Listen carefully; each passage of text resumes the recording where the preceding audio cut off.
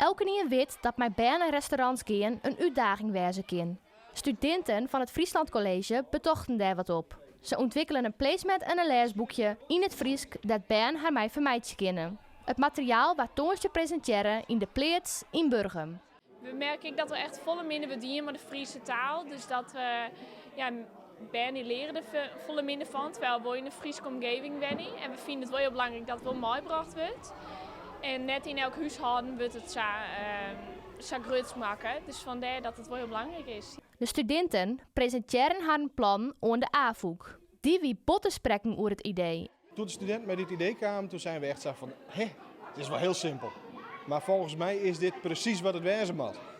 Dus dat was de reactie. Laten we zien hoeveel valgen krijgen kunnen.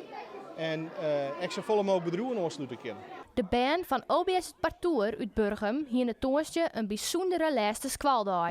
Ze gingen uit eten en mochten ook voor ten daalks de placement testen. Er zitten alle jaren speeltjes op, als je bankjes een ijsje meidjes aan mij lijnen trekken. Wel leuk, dan kies je op het eten wachten en dan kies je gewoon ondertussen speeltjes van. Hier moet je gewoon van elk letter iets betekent. Bijvoorbeeld een R is een restaurant. De primeur wie voor restaurant de Pleets in Burgum. Eigenaar Geesje Duursma denkt dat de extraatjes aan tafel wel vertutend waan zullen. De soort zit nog de kleur in en de teken in. En een aantal die won ik al, die kon al wat in het Fries zien zeggen. Dus dat we een boppenslag zou ik zeggen. We hebben er 1000 besteld, dus wij zijn de klever van het Semmer. Dat ben je zo enthousiast en zo vrolijk binnen, dat maakt je zelf wel blij. Ja.